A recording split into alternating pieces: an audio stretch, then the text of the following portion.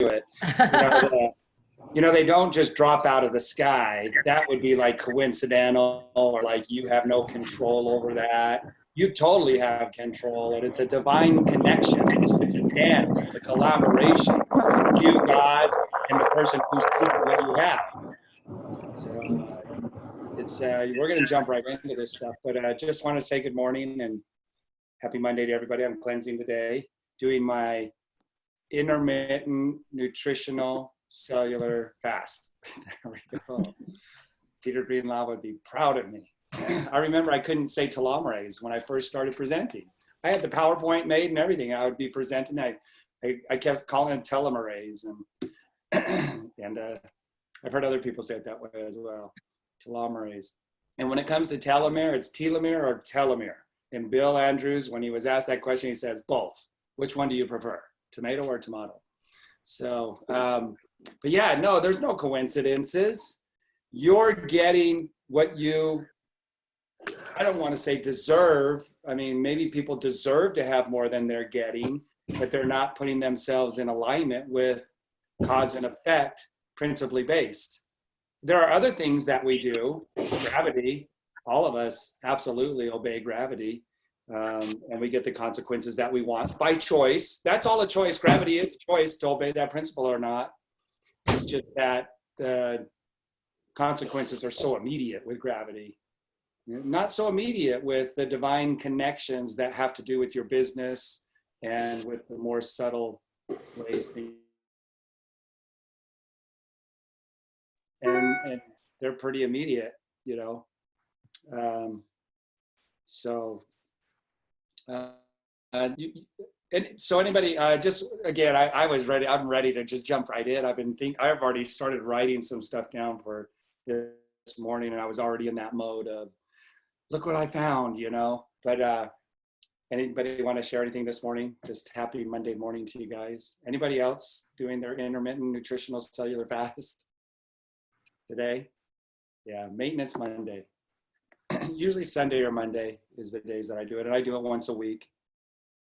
I like to operate at 100%. You do it for about 40 hours? Is that how long you do it, or? No, I usually go 24. I'll do a 48-hour every couple months, maybe.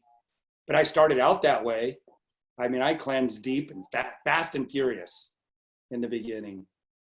And I did 2-day cleanses for a long time. You know, but now that I do it regularly, it's kind of like when you go in and I guess you move into an apartment and you clean it and you want it cleaned the way you want it cleaned and other people haven't been cleaning it. You just go into it deeper. You get some knee calluses because you're on your hands and knees really scrubbing.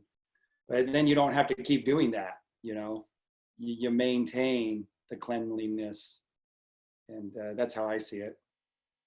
But I have to do it. There's no way that I could go a week without needing to do some scrubbing. A week is, I won't fall into the negative side after not cleansing after 1 week. Going to the 2 weeks and not cleansing, I start to fall down into that negative, the depleted side of needing to cleanse. And it's all mental for me. It's that mental energy and clarity, just the brain ready to go and not have the mental fog or the fatigue. It really works amazingly well for me for fatigue. And then adding the other good nutrients, the shake, the isogenesis, and ionics, the other things. So that's a decision. You know, that's a total decision based on what? I get to make that decision based on my knowledge of it. If I didn't have the knowledge of it, there is absolutely no way. That's ignorance. And God excuses ignorance, right? He's made, you know, is a reconciliation for ignorance.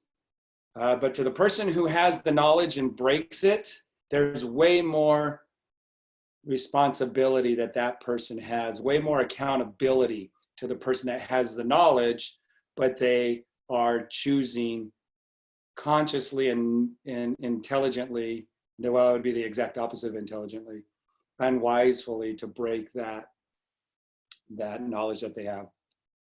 There's an accountability for that. You don't get a free pass. Okay, so some things that I was thinking about, just good morning. This morning, you know, I would like, can I take this into the Facebook group now? Will it let me do that? Does anybody know? I saw Jojo do it yesterday. So yes, but I don't know. Let's see if it'll let me take it into the business group.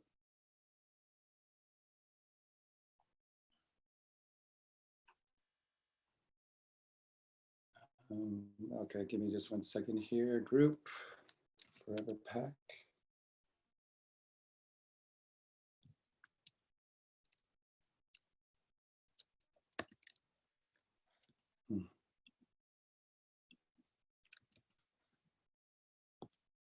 Let's see if it'll let me do it. I know there's something with, I can't see you guys right now. I need to ask you guys a question. Give me 1 sec. See if it'll take this.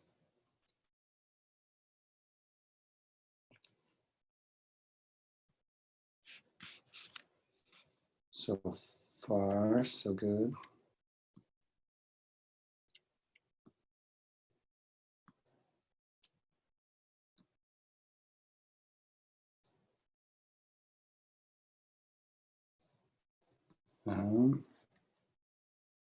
It looks like it's gonna, oh, there we go. Okay. Monday, Zoom.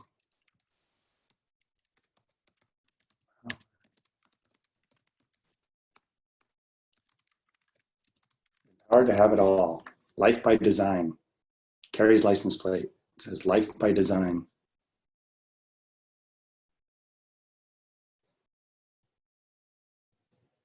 What's it doing?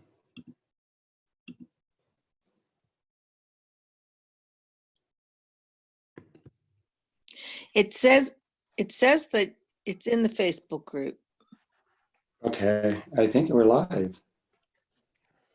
Yahoo. Well, that's weird. It does a different thing now in setting it up. Okay. Yeah, I had to put a password in order to get Did you in. guys have to put a password in to get on today? I did. Everybody should. Yes.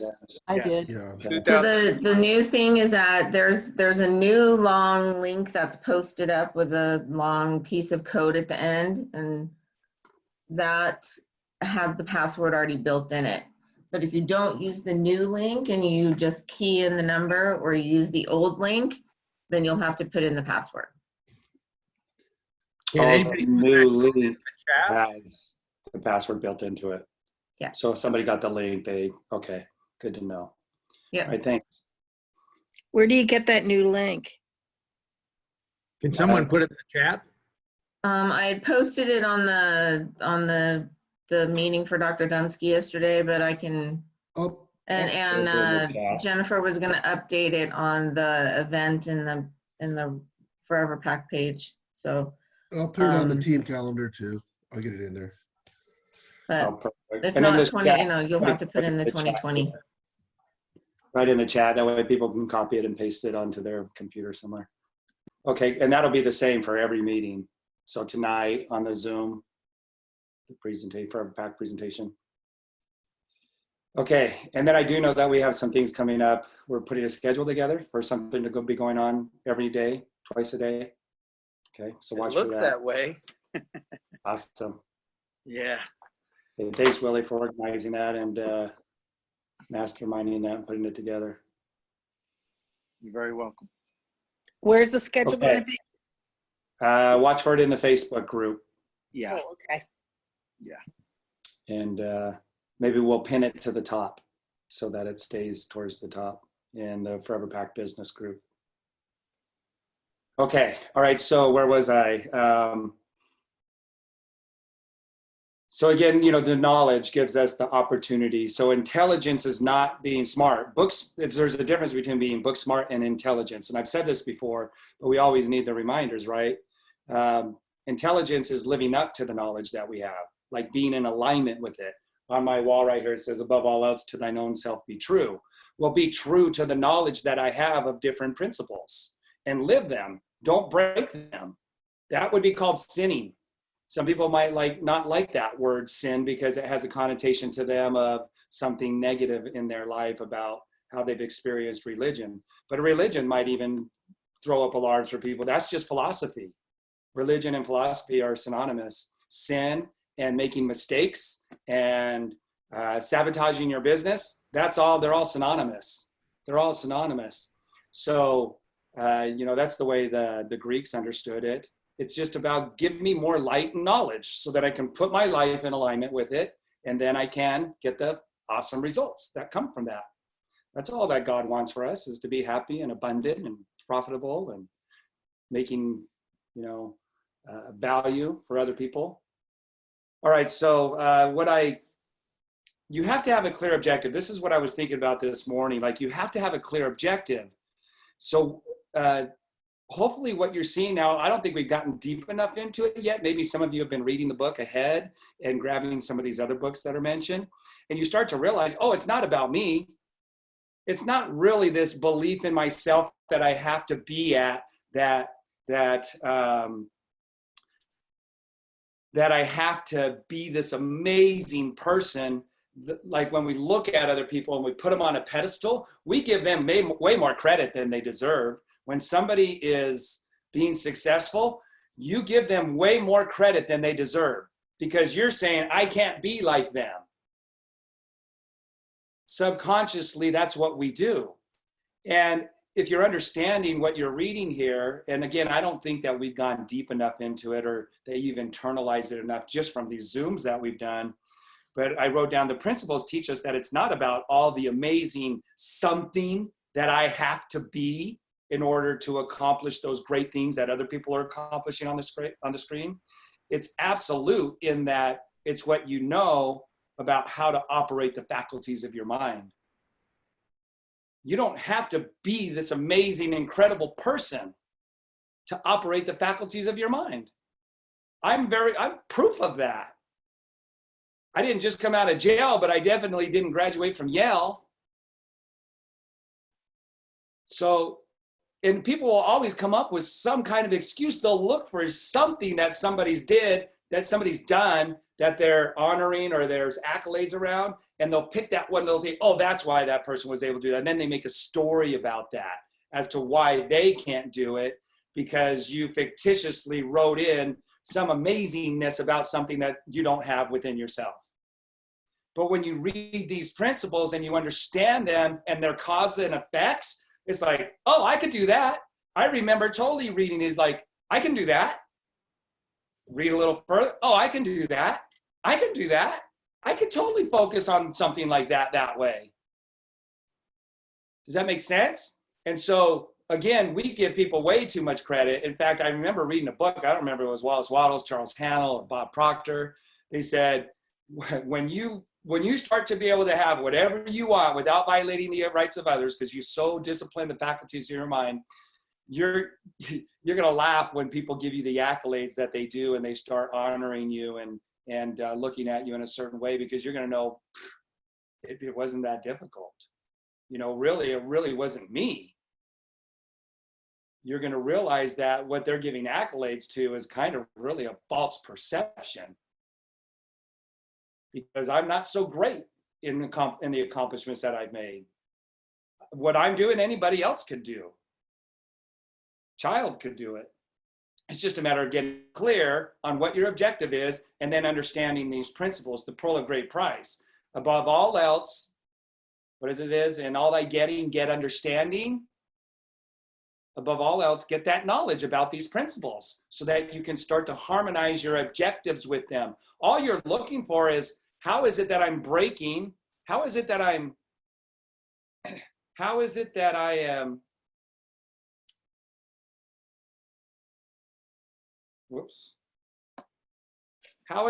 self-betraying? How is it that I'm self-betraying the principles that would otherwise get me to my objective? Right, so if we go over here to this one, all I want to do is learn the principles that I'm breaking that take me this way. Once you have that figured out, guess what happens? You start getting closer and closer to your goal. Once you feel like you're paralyzed and you're not getting the results that you want, Will Smith's grandma says, go read, somebody's recorded somewhere the solution. And that solution is in the principle that they've understood, and they can explain it in a way that you get it. And you can also get it, see it, how you're breaking it in your pursuit of your goal. That's it. These books just showed me how I was breaking the principle. I was going this way and I didn't know I was going this way.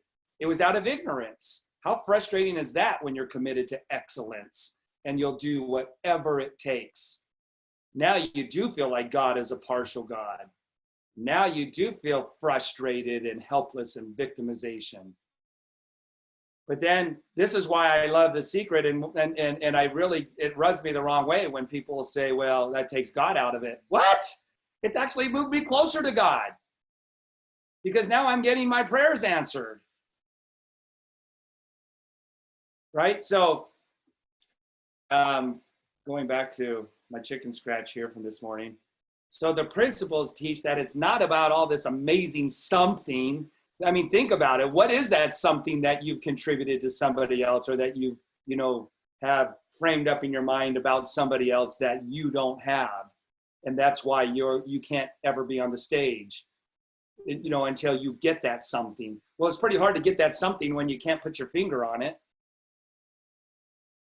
And yet those people from the stage who know how they got there, like Lynn Hagedorn, she kept seeing feet come down the stairs. She kept seeing feet come down the stairs. Well, did you start applying that she taught from the stage? Because that's the something that you're looking for, disciplining your disappointments. So it's absolute in that what you know about how to operate the faculties of your mind. In other words, it's like driving a car.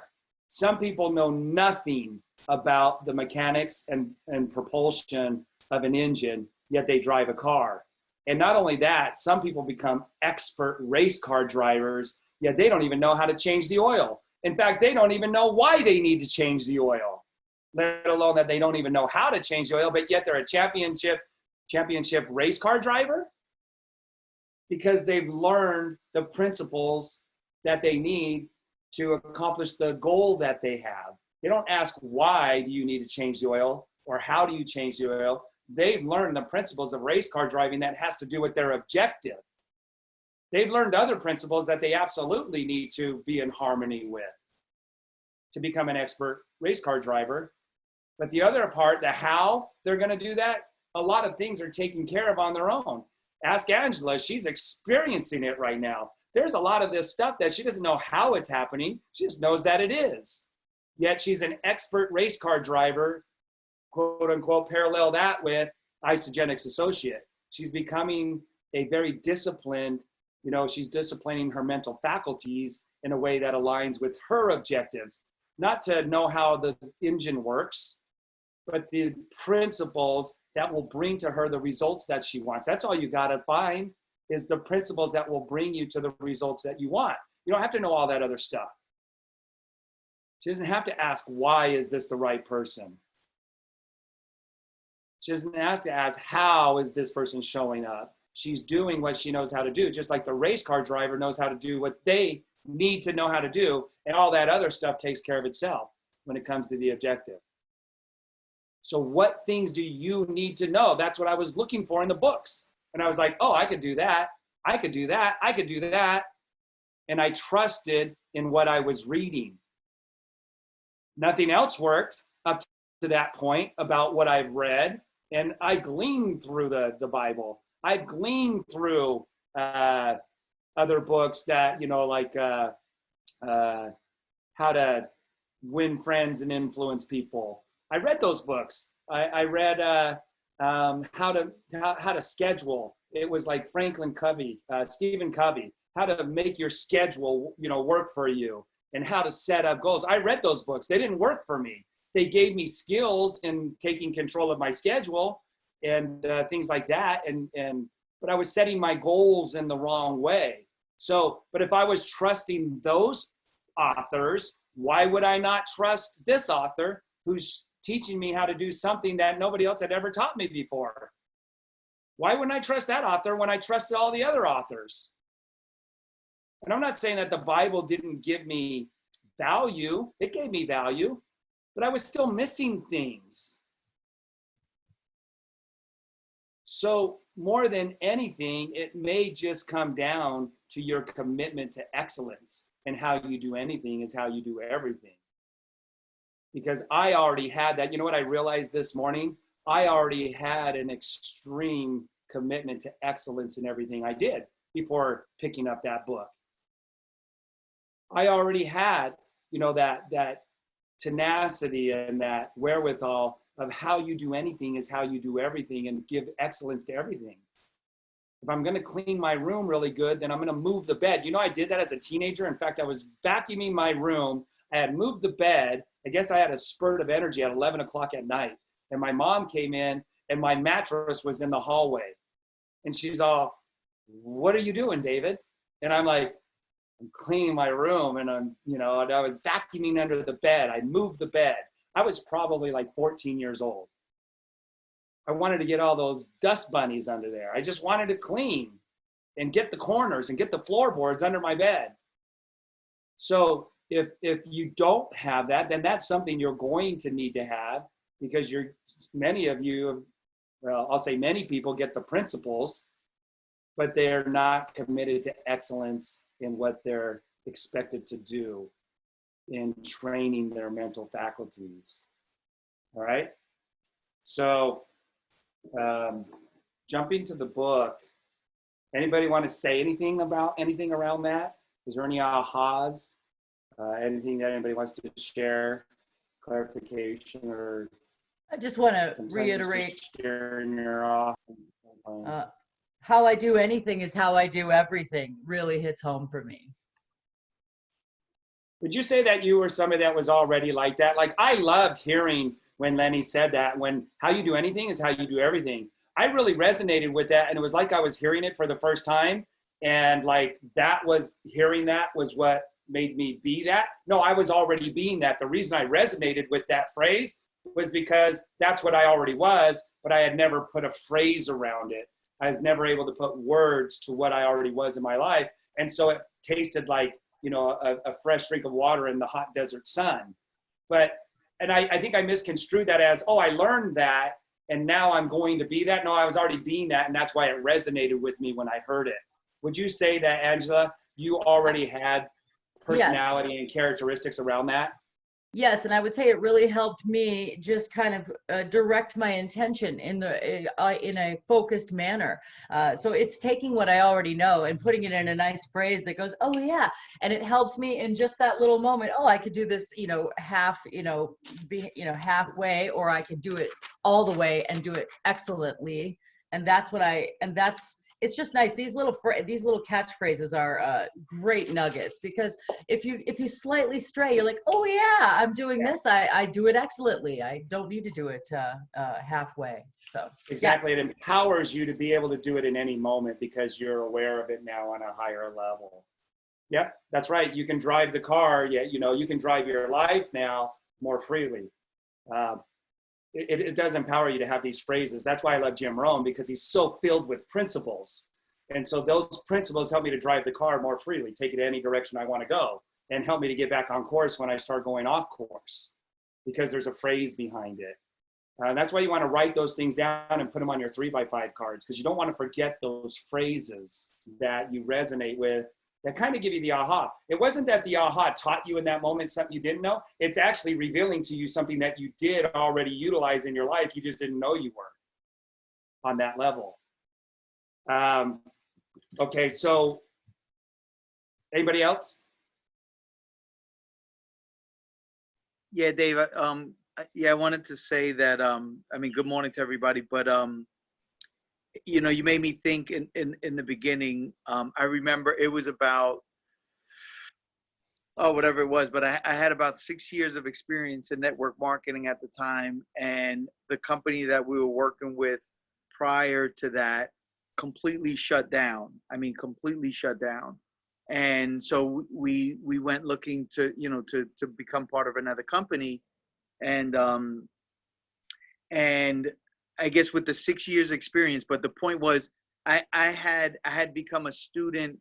I wasn't familiar with this book, The Science of Getting Rich, but I had become a student of Think and Grow Rich, which is like the extended version, you know, really long version of The Science of Getting Rich. I wish I would have been introduced to that book first, but I'm grateful that it was Think and Grow Rich.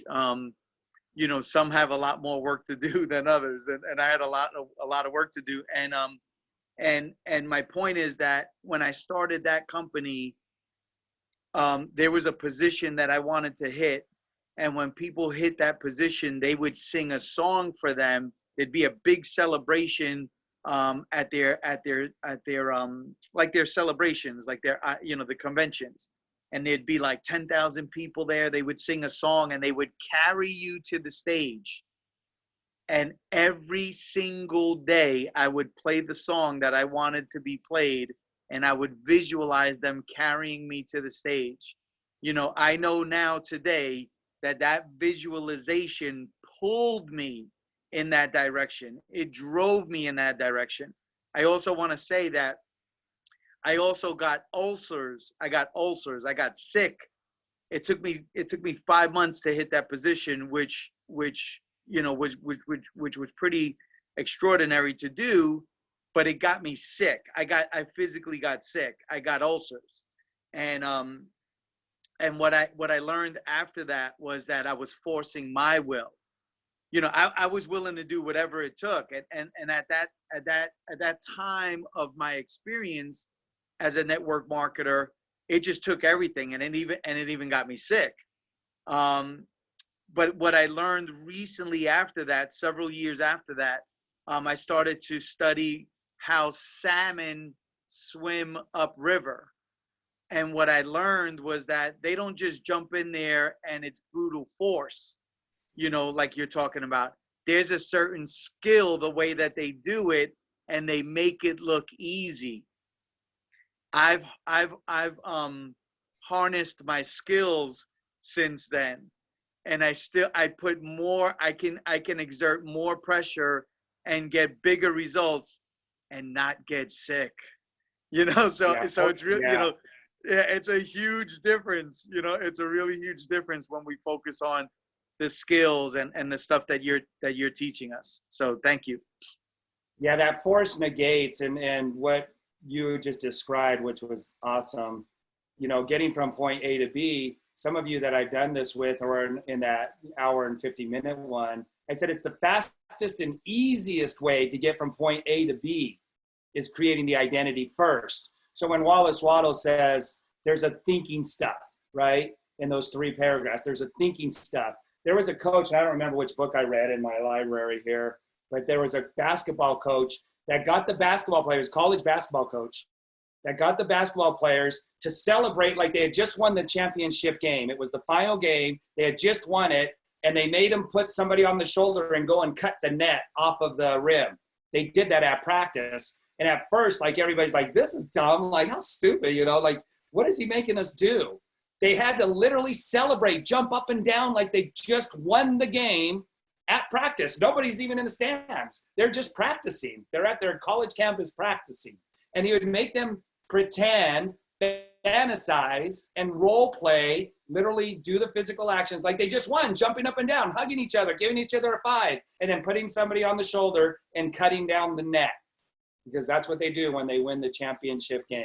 They cut that net off the rim and they keep it.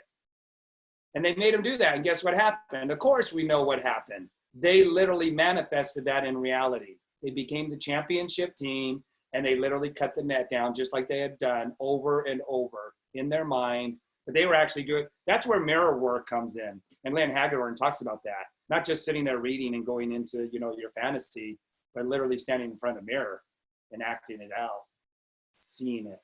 So again, tying that back to what Willie says, you know, it isn't laborious. It's the easiest. And you're like, everybody's like celebrating you, and you're like, I really did nothing.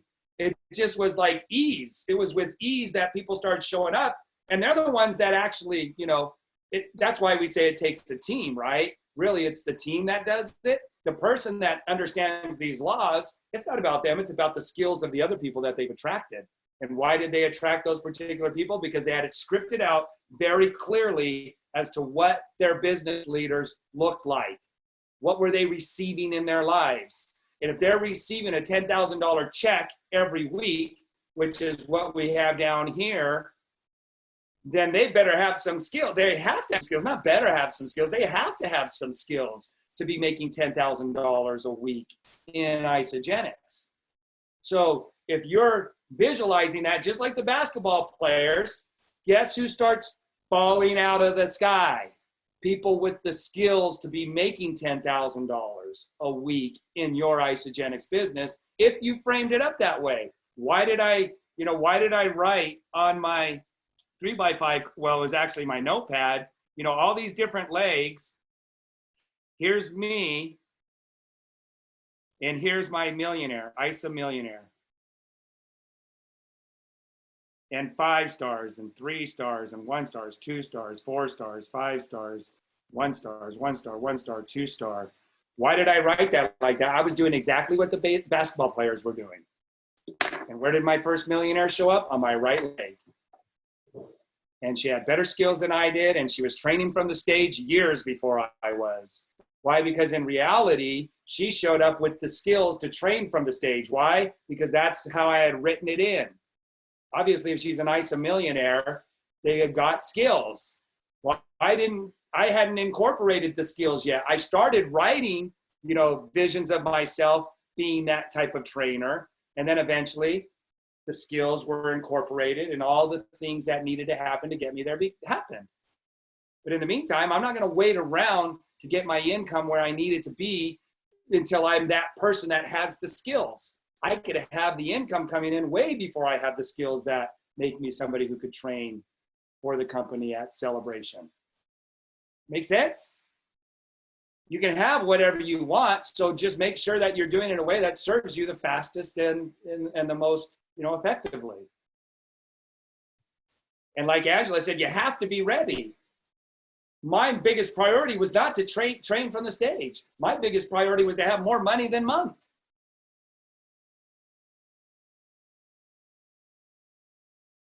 All right? All right, so it says here in chapter 6,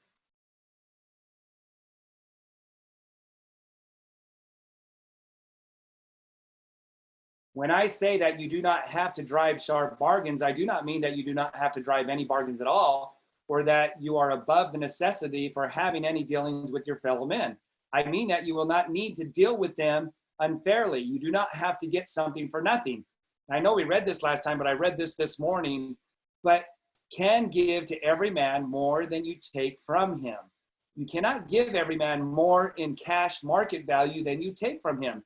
If it costs you $10 to make a book, you can't sell that book for $8. You would go bankrupt. If it costs you $10 to make the book, you can't sell it for $8. You've got to make a profit, right? So he's saying right here, you cannot give every person more in cash market value than you take from him. You've got to take some money from them. The raw materials of our products are going to cost a certain amount of money. The people who put them together and are there every day, day in and day out, putting the products together, packaging them, pulling them out of the earth. All of those people, that's a cost. There's a cost for that. We have to charge a cost for the product. And it has to be more than what it's costing us to produce it and get it delivered. However, he says, but there's always a big but. You can give him more in use value than the cash value of the thing you take from him. The paper, ink, and other material in this book may not be worth the money you pay for it. But if the idea suggested by it do you see that? The book actually wasn't worth the book value that you're paying for it. You actually charged more than what that thing they're holding. They can't take that book and go and sell it for more because they already paid more for it than the book is worth. They use that with like precious metals, right? If you're paying a little bit more than that precious metal is worth, once you bought it, you can't go sell it for more unless the value of that precious metal goes up. So you're actually charging them more than the material is worth so that you can stay in business. You have to do that. Now, where you become more successful in business is if the value that people are getting from it is worth more to them intrinsically than the material worth of the thing. So if we go back to,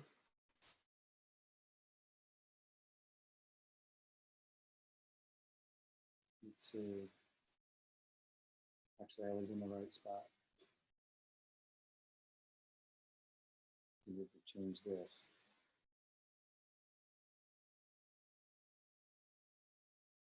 So more in use value. Many people mistranslate that.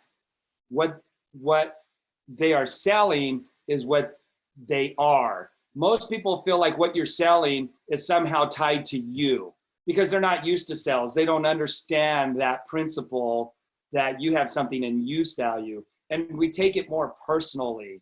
Like what we're selling is my belief in myself. And we don't look at it that way. That ends up how it ends up being internalized until we finally get it and we get past ourselves, right?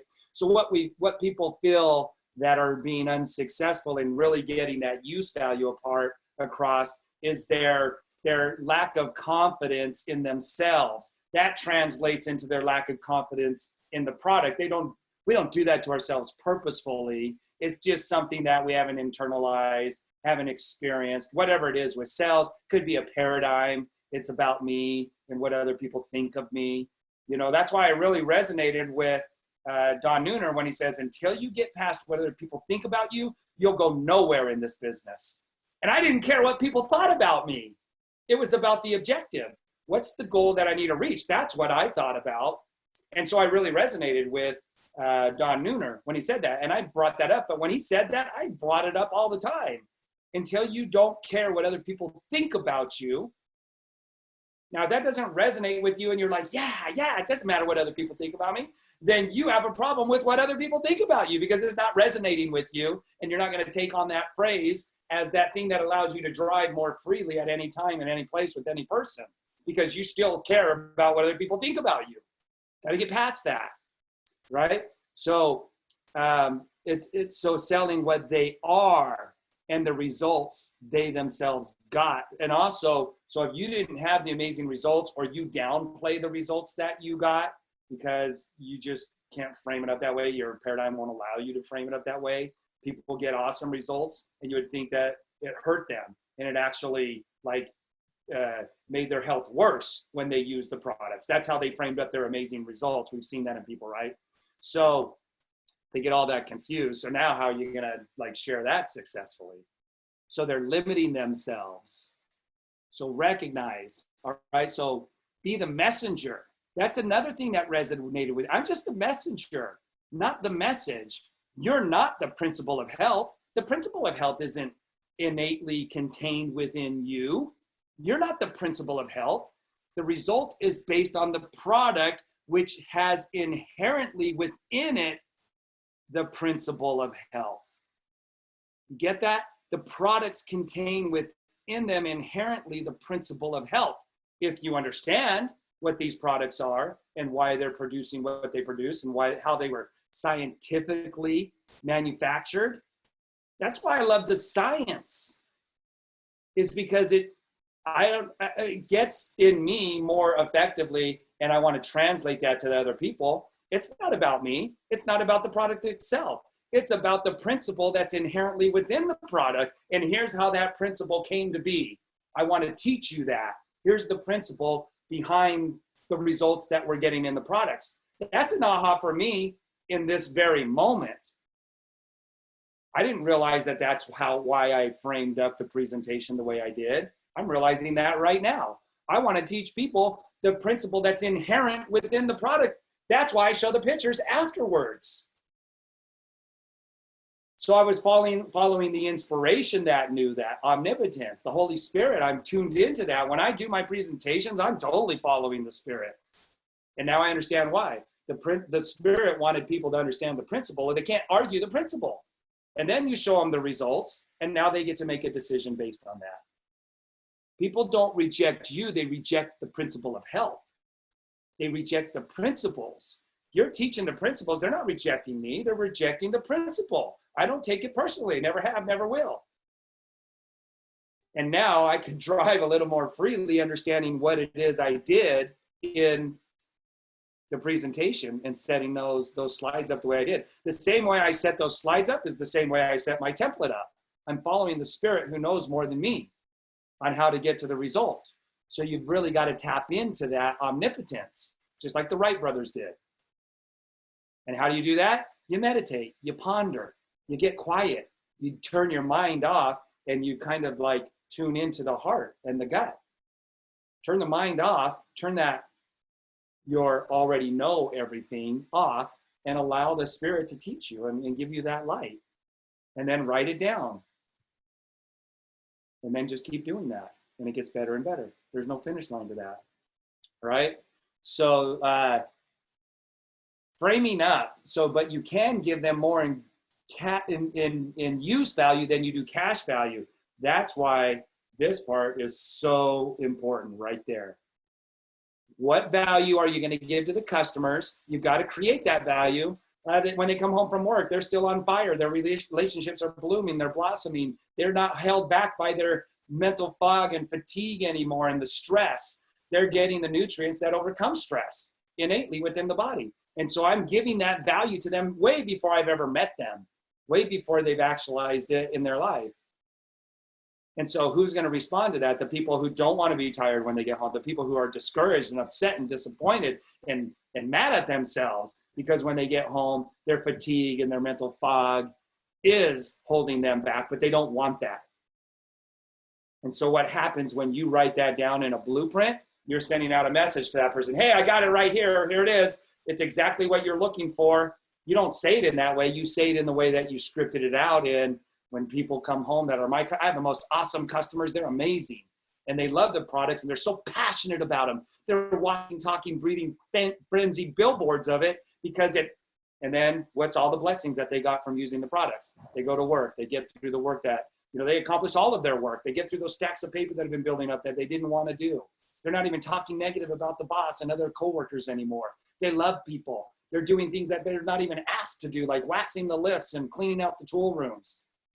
This is, a lot of people want to live their lives that way and they can't, and they're discouraged and they're frustrated and disappointed. They're kicking themselves for it because they know better, but yet their body's holding them back. You have the solution for them if you blueprint it out, and then like the basketball players, you live it, you experience it, you live it, you feel it, you connect to it every morning, and then all throughout the day.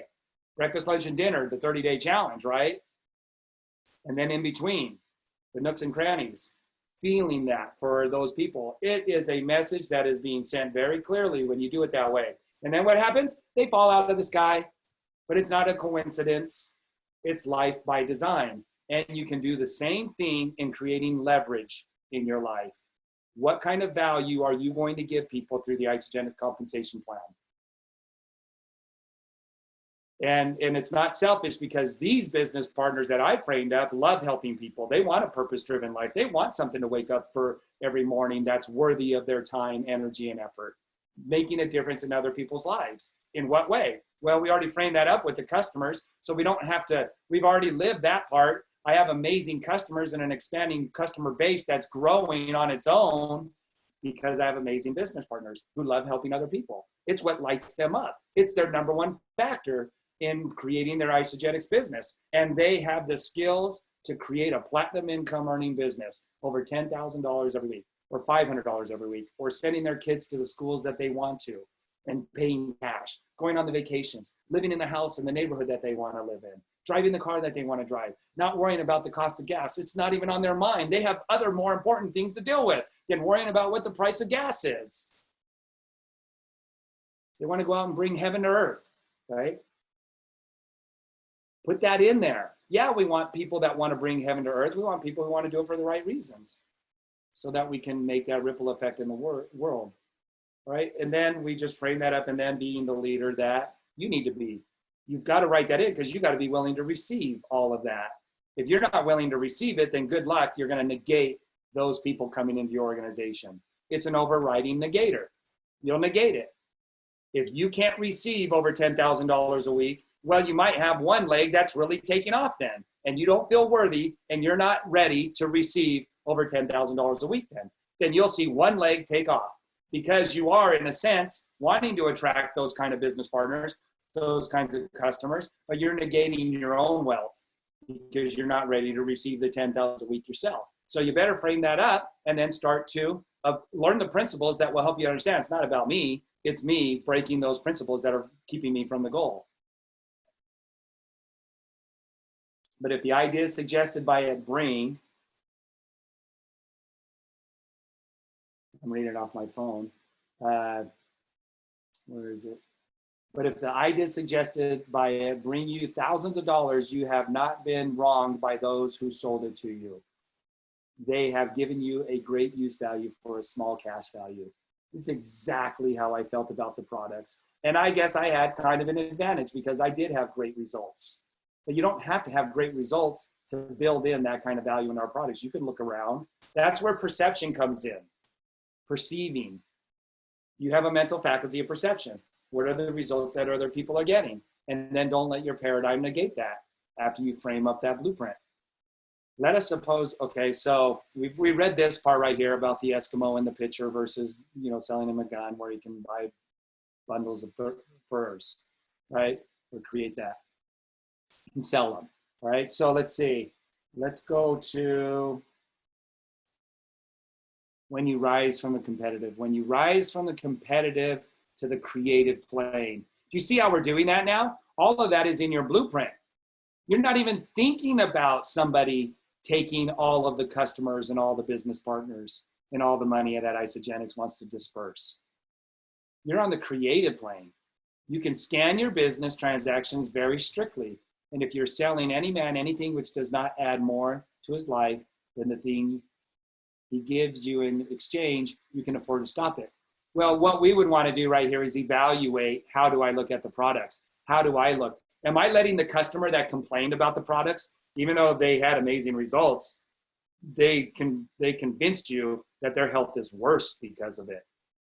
And there are some people out there that are so negative that you bumped into them, you shared the products with them, they said yes, and they are so negative about the products. They are so negative about those what's happening to them when they put the products, that they all of a sudden changed your outlook on how customers are viewing your products that you've presented to them. I've been on phone calls. I've been on plenty of phone calls with somebody who is attracting customers still that are so negative. And the negating that I talked about earlier right here, that will show up in a myriad of ways, infinite amount of ways of how the negating will show up. And it will just reconfirm and convince you that that's the way it is. The negating will show up in a myriad of ways, an endless amount of ways. And it could be I've been on phone calls with plenty of people who have negative customers, who have negative customers. And what is that doing to the person who shared it with them? It might have them on that hamster wheel that just keeps recycling it. While the one leg is taking off, they keep recycling the negative customers. Why? Because they haven't dealt with that on where things happen, right here in this area. First cause. First cause is already created, the event happens, but first cause is what created the event. First cause is what created the event. Hopefully that's an aha for some of you. So, all right, give every man more in use value than you take from him in cash value. Then you are adding to the life of the world by every business transaction. See that right there? I have come that they might have life more abundantly. What did Jesus do? All he did was teach. He never judged. He just kept teaching and teaching and teaching and teaching. I imagine right now he's teaching. Give every man more in use value than you take from him in cash value. Then you are adding to the life of the world by every business transaction. Light and life, abundance, all of those are principles. divine principles. If you have people working for you, you must take from them more in cash value than you pay them in wages. But you can so organize your business that it will be filled with the principle of advancement. And so that each employee who wishes to do so may advance a little every day. Where is that more complete and more readily available than in network marketing? Where is that more complete, more universally complete and available to all than in network marketing? It isn't. There isn't any place where it's more complete in the business world. Do you see how God has gotten us to where we are? And the current events aren't stopping from taking God from where we're going. It's part of the plan. You can make your business, there should always be hope. So if you trust the plan, there should always be hope. Once you lose hope, then that's it. That's the straw that broke the camel's back. Once you've lost the hope. So don't lose hope. There's always hope. And there's always enthusiasm for the person who has the principles and has internalized them and understands them and is intelligently being true to them. There's not just hope, there's always enthusiasm. A mentor of mine once said, pile the whole Rocky Mountains on top of me and I will still be enthusiastic and I will climb my way out and up to the top. Put the whole Rocky Mountains on top of me and I will still enthusiastically climb my way to the top. Why? Because he understands the principles. You can make your business do for your employees what this book is doing for you. You can so conduct your business that it will be a sort of ladder by which every employee who will take the trouble may climb to riches himself and give the opportunity, and given the opportunity, if he will not do so, it is not your fault. Disciplining your disappointments. I don't have any disappointments, not even in people. I hope for them that they'll get it and not give up and not quit. But when they quit, yeah, there's a little bit of not discouragement. It doesn't infect my state, but for them, there's a wanting that I, wish they would have tapped into more. There's always going to be casualties, and I can't do anything about that. Jesus, the greatest of all, says you can't do anything about the casualties. How did he teach that? In the principle of the sower. Some fall by the wayside. Some get burned out by the sun. Some, the birds just take them away, the distractions. The other opportunities, that's the success seeker. The birds will come and say, hey, whisper in their ear that there's a better opportunity over here. And the birds will grab them. And guess what? They're going to take their same paradigm with them to that new opportunity that they thought was greater. That's the success seeker. If you can't do it here, you're not going to be able to do it anywhere else. Because the same principles govern you that govern you somewhere else. I've seen it time and time again. And so I don't ask why. And I don't chase the birds. I don't chase those that go off with the birds. I will never chase them. It's a waste of my time. And Jesus told me so. And I'm going to do what Jesus does.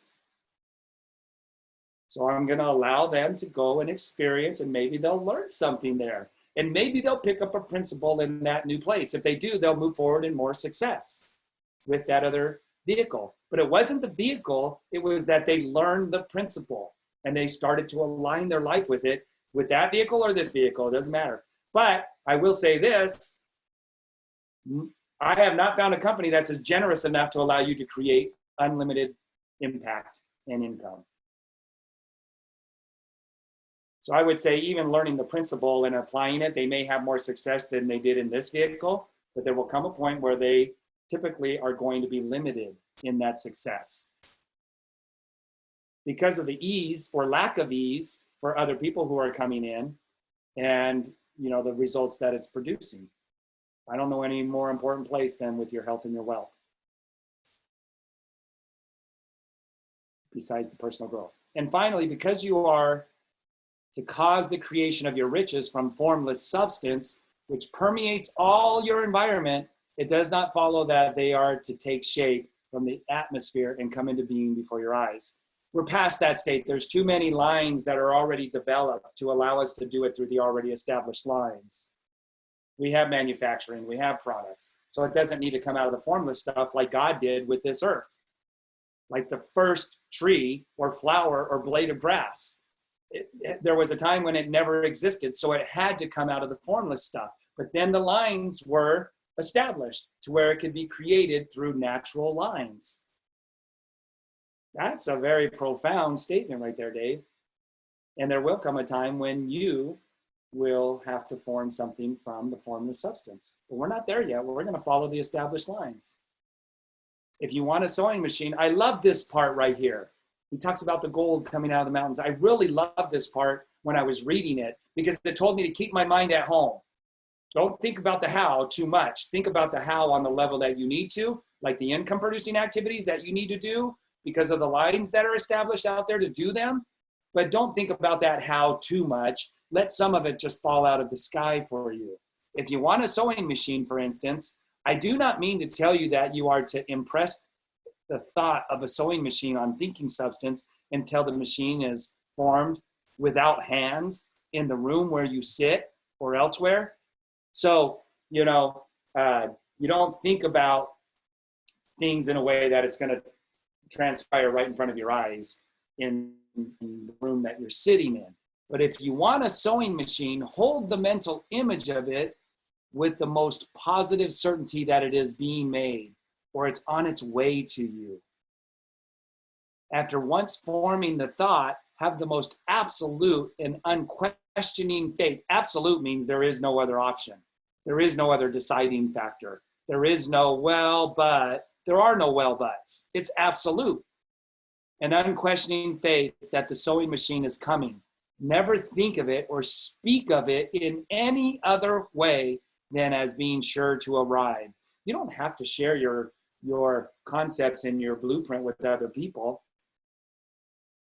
It'll manifest quite freely on its own without checking in to see if you have social proof from your peers. I wouldn't do that anyways. I would guard that blueprint. Claim it as already yours. That's where Neville Goddard comes in. Feeling is the secret, the law of assuming, the law of assumption, the principle of assuming. Claim it as already yours. You're already taking possession of it. This was like that water in the desert for me right here. It will be brought to you by the power of the supreme intelligence, acting upon the minds of men. If you live in Maine, it may be that a man will be brought from Texas or Japan to engage in some transaction which will result in your getting what you want. This is how I've shared with some of you that little web that starts to be weaved with corners and turns that you can't see beyond, but you know that it's going to be there. It may not be the person you share it with, but it may be the person that they share it with. And yet that may not be the person that ultimately brings you the sewing machine. It may be the person that they know who they know, and it's their neighbor who's their dentist. Bam, there it is. That's the person that you are attracting that wanted to make $10,000 a week and has the skills to do it. This helped me to understand the chain of events that would take place. If so, the whole matter would be as much to that man's advantage as to yours. Yes, it's to their advantage just as much as it is to mine. They want the $10,000 a week, but the vehicle they're in isn't giving it to them. They want to feel amazing when they get home so that they can engage with the family in an amazing way and not have the brain fog and the fatigue holding them back. This made, not only was it a breath of fresh air and a cold drink of water in the desert, it made sense to me. Does this not make sense to you? Cause and effect and the chain of events, the domino effect? Does it not make sense? But this chain of events only takes place by doing what he said here, holding in your mind. He says, look, it's not going to show up in your room. It's not going to show up in your room. It's going to be a chain of events that bring it about. So with that, we're going to stop there and open this up for discussion. I don't know if that makes sense to you and if that's just kind of like a common sense thing or not, or if you're internalizing that, oh, I don't and remember what I said earlier, you don't have to be all of this amazing something to get these principles to work for you. They will work for you immediately. They will work for you this instance. If when you get off this call and you start doing what Wallace Waddle says, that's the moment it starts going into action for you. Now it's the gestation period that will take some people out. It doesn't happen fast enough. Got to have patience, principle of patience in this manifesting itself in the material world. But does that make sense? I don't know if it makes sense to you. I don't know if that gives you more empowerment to sit in your room and do those things that are expected of you, like the basketball team celebrating the victorious win and cutting the net. But you have to do that. I don't care if you think it's true or not. On one level or another, you have to do that. Maybe it's not doing your 3x5 cards. Maybe you're doing it as you're meditating throughout the day without making 3x5 cards. Maybe you do it in your prayerful attitude. But in one way or another, you've got to align with those principles or you're not going to get the thing you desire. And it's not God's fault.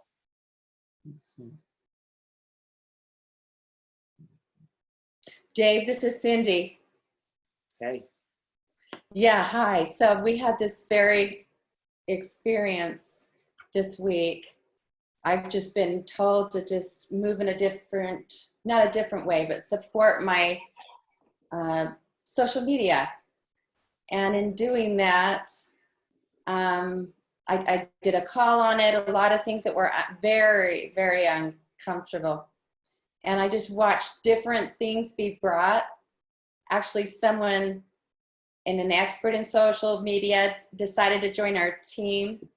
Laura St. John gave me an organized way to do the customer care service. And so many tools that I've been wanting just showed up. Some tools I didn't even know or realize I needed. And I didn't realize there were solutions within Isagenix to solve some problems that have been on my mind. So I love what you say, that these corners in the web, we can't see them. And I believe, God gives us desire, like he did me, to do a call. And then on the other side, after the call, there's all of these answers to prayers that I wouldn't have had without the bold move. And I'm just those humbled. solutions do come. Like they'll come to you, you guys. And being careful and guarding your objective, not changing your objective, but evolving the way you reach your objective. Mhm. Some people keep just changing their goals and they abandon things too quickly and not giving themselves enough time to develop that discipline that it takes to hold things in, what if God said, well, I want the earth to be square. I don't want it to be round. I want it to be square. Oh, wait, no, I want it to be in a triangular shape. I want the earth to be in a triangular shape, because it didn't get round fast enough. Right? So we got to be careful that we don't abandon our goals and our methods of getting there too quickly because of the gestation period, or getting our mental faculties disciplined enough to where we're not negating. Too many people abandon the way they get to their objectives, or they change their objectives, they change their methodologies because of what I just said. Make sense? Make sure not to abandon things too quickly because you're not disciplining yourself to the level that you need to. I see that a lot. And we can describe that as the rut dwellers, the success seekers, the different categories of deception. They all come down to the same thing. They didn't allow themselves to develop. They didn't stay focused, guard their focus with their life, didn't align with these other principles. And it's going to ask a lot of you to do that. What's it going to ask of you? To change. It's going to ask you to change. And if you don't want to change your methods of operation, then you will just keep changing your objectives. You'll keep changing your methods of operation. And, you'll keep getting about the same amount of success as you've gotten in the past. You've got to change. You have to change. Yeah. Hey, Dave, can you hear me? Yeah. Yeah, cool. So, thank you, man, for everything that you do. I'm really grateful for this call and you just sharing your experience the way that you do. Because reading these books on our own is one thing, but then sharing it this way openly and all this additional insight. So, the last thing that I was thinking of, while you were talking is when I came to the realization, I guess about 16 years ago, that thoughts were substances. They were real. The thoughts are real. They are things. The thoughts are things. They exist, right? Like they create. They have an effect, and so many of us today in our society, we just one thought to the next, one thought to the next. When we started to learn this, and The Secret played a big part of it initially, Think and Grow Rich, and we kept staying with that concept. And I remember my wife and I taking blank checks, or we would take our bank statements and we would alter them. We would manually alter them. And that we realized that our mind could not tell the difference, because what we looked at and what we expressed internally and celebrated to be real, it seemed like the universe was adjusting to that. And I'm telling you, the first time, I think if Digna's here and she was able to talk, she could tell you. But the first time, a check wound up in our bank account, that it was like we overpaid for something, or we got some money back that we weren't expecting. We just looked at each other. We were like, holy cow, and Digna would really embrace this. Like if we needed money for something, she would start praying and she would start thanking and, and like as if we had it. And, at that point I was like, oh, come on, I got to go to work. I got to make this money, and then all of a sudden she's like, guess where the money came from? And I'm like, wow, and it would just show up in ways that I couldn't have thought of, so my point is that, yeah, we became very sensitive to what we wanted to participate in bringing to in existence, right? And it's not just the mind, because I was just listening to somebody the other day, and we all generally know this, but it's not just the mind. You want to check in on your heart, like Wallace Wattles talks about. It's got to be a fair deal for everybody involved. If we're looking to get over on somebody, or if our intentions are selfish, we got to be careful with that too, because we're not going to trick the universe. We're not going to trick God. It's not going to happen. We might be able to get some things to work in our favor, but it ain't going to last long. And if it doesn't benefit everybody involved, then it's just not going to last long. And so our heart, our health, there was 4 categories that this gentleman was training on. Your mind, your heart, your health, right? Like your heart, like your desire, those kind of things. And then spiritually, four different areas he was focused on. And I really appreciated that, because it made a lot of sense. So, but when we started to realize that our thoughts were real, and then how much effort, just to start to like, and I'm glad after I spoke earlier and you mentioned the identity, that's the key. If I embrace who I am, if I embrace it, and the more that I work on who I really am, and believe that, internally believe that, right? Because I would imagine everybody on this call would believe that God absolutely wants the best for each and every one of us, right? I had like somewhat of a revelation maybe like 3 years ago, where the next thought was, well, then maybe God expects the best from us also. Like I got to do my part. And some of that is just embracing that identity on a daily basis, thinking, paying attention to my thoughts, because every time something happens, and then all of a sudden, maybe it's fear-based. I'm like, oh, I should do this. Oh, I should do that. Or maybe there's some, selfish or manipulation about maybe I should do this. Then all of a sudden, Dave talked about, if God wanted the earth to be round, triangle, or rectangle. I thought of a world that just never got round. It just never took a shape, because there was so many, constant, thoughts or desires. It just never took hold to one particular shape. And that's what our life could be if we keep bouncing around. We got to, and I like, and I'll close with this. I like checking in with myself first, with God on a daily basis, get my thoughts together, my focus together, because that does evolve as we grow, the things that we, believe that are possible for ourselves grow. Because that's really the key thing. That's really the key thing. What we believe, what we believe we can achieve for sure. So I'm really grateful to be here today. I'm grateful for this community with all the circumstances that we face as a society right now.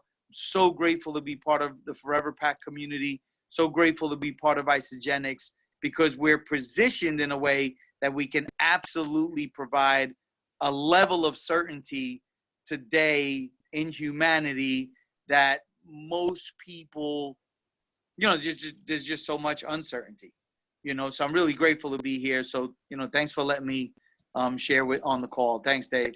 Yeah, absolutely. Well said. Yeah, I mean, as we've been focused on, it's what you focus on is what you find, right? And what creates your attitude. And we were not focused on anything about the current events. Did you notice that? Like, as I'm thinking and focusing on this stuff, I'm focused on the objectives. Right here on my wall, all the joys and appetites are located in the imagination. If we keep our imagination focused on the objective, we have power. And even with the current events, you can't unhear them. You can't unsee them. You can't unexperience them. But how I stay focused, I see nothing but heaven on earth. I see this as a stepping stone to heaven on earth. And absolutely, in the way that I frame that up, in the way that God has inspired me to frame that up, and it's still evolving. All right, we have time for maybe one or, couple more minutes. Yeah, go ahead, Melissa. Thank you. It is so great to be part of this community, especially at this time. And I'm really centering my affirmations on faith, family, finances, and fitness. And so just two things real quick. We can choose what we think about is just such a huge statement. It's one of those principles. We choose what we think about, and that's just the battle for the mind.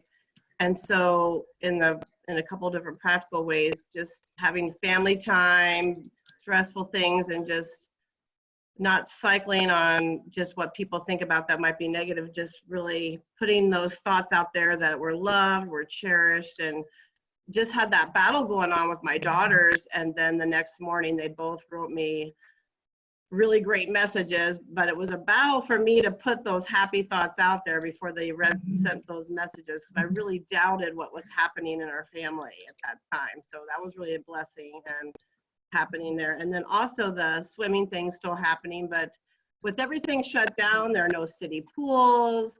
We had to get in a boat with a kayak to get out on a lake just to go swim. Okay, so this has been a real challenge for those people that do that. And I just like, Lord, there's got to be a way. There's a pool somewhere, show me where it is. I need to be swimming, and I want to be swimming, and just thanking him for that in advance. And within 5 miles. So see yourself swimming, right? Yeah, I'm swimming. So see no yourself matter swimming, what, not want to be.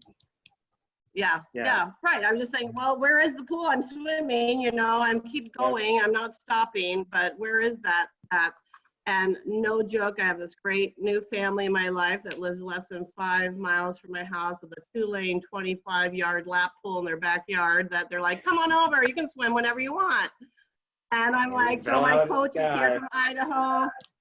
So yeah, well, I don't know who else is swimming in the city, but I am, and I'm so grateful. So I was glad. Look at the power of that. You guys, what if we had an objective that just saw greatness in our world right now? Like you're focusing on, like we're focusing on life as usual. Could that impact a solution for the current events? Absolutely. Where we're at right now is because of the collective consciousness, and the collective consciousness is going to get to a point where there's nothing but light and truth. That's where we're headed. And maybe something needs to take people out that are just never going to do that. But, I'll let God take care of his plan, and I'll keep my mind where it best serves me and God. But what if we all collectively were like Melissa with seeing life as usual? Could a solution be resolved? And my opinion is yes. Nothing set in stone. This is a moldable quantum plastic soup that we're swimming in. Hey, God, Dave, we can't override God's overall plan. He has a design. There's no way we could thwart God's plan and where we're going, right? And so I just want to be on the right side of things. I want to be as comfortable as I can too. Don't you guys just want to be as comfortable as you can? That's what I told my family. I want to do all of this so that we could be as comfortable as we can. And I think not too. comfortable in settling, just that I can enjoy what my surroundings are at any given time, even if all the Rocky Mountains were on top of me. Dave, just one Okay. last, All right, last thanks, you thing real guys. quick. What an awesome. Just, I think we're all feeling a peace. I'm not stressed really about the virus. There's this peace and this time with my children, especially my son that was evacuated out of Brazil to get home. And there's just so many miracles in terms of relationships that this virus is being given to me, which I am so grateful. And these don't cost money, but I know that the money with Isagenix is being handled. Yeah, nice. And Hey, yeah, hey, with every hey, Dave. challenge, there's an equal or greater opportunity. Yeah. Hey, Dave, I just think that it's really worthy to point out Melissa's strong desire to want to swim. Mhm. She absolutely wanted to swim. And you know what I mean? And like you said, she saw it and boom, it just really powerful. That desire is really key, wanting something passionately. And then like you said, just put it in your mind and see yourself doing it. And lo and behold, she's swimming. We always, always, always get what we really, really, really, really want. You always have. You've always gotten everything that you really, really, really, really, really want, because you don't have to convince yourself to think about things that you really want. You think about them and they just don't go away. Your true desires, you always get them. You're blessed according to your desires. So now you could consciously frame up any desires that you want. It doesn't mean that you may have those desires in a way that Melissa wants to swim. You may want to be a successful Isagenix associate, but that isn't the same. You're not framing that desire up. It's more of a want rather than a desire. Do you get that? The desire has to be there. And Melissa she has the desire to swim. She hasn't framed up her desire for being an Isagenix millionaire that way. It's not equal. They're not equal. You're not feeling the same way about that passionately as you do about swimming. Do you guys get that? But she can, but it's going to take a different kind of work and effort and focus, because it's not framed up intrinsically within her as the way it is the desire to swim. You always get what you desire, and you don't have to be coached, or you don't have to go into your quiet place and think about your desires. Your desires are innately within you. Now, sometimes they don't serve us because those desires are twisted and warped, but you've always gotten what you truly, truly desired. I'm not saying you got always what you want. You've always gotten what you truly, truly, truly desired in your heart. You've always gotten it. And that might be lack. Sorry, but that's the way it is. All right, you guys, thanks so much for joining in and contributing. And somebody asked, where are these recorded? I have to confess, I have not been putting them up to YouTube for about the last 4 or 5 of them. I will make a diligent effort today to Get on it. I have to go back and find those out of all the recordings now and go through the laborious process. Thank you. Thank you for what Thank you you, do. Dave. Put forth a true Thank you, effort. thank you, thank you. Okay, you guys. Great to see everybody. Great to see Thank all. you. Bye, everyone. Thanks, Have a Dave. great God bless day. you, See tonight. everybody. Everybody stay blessed. Thank you, Dave. Let's make it a great day.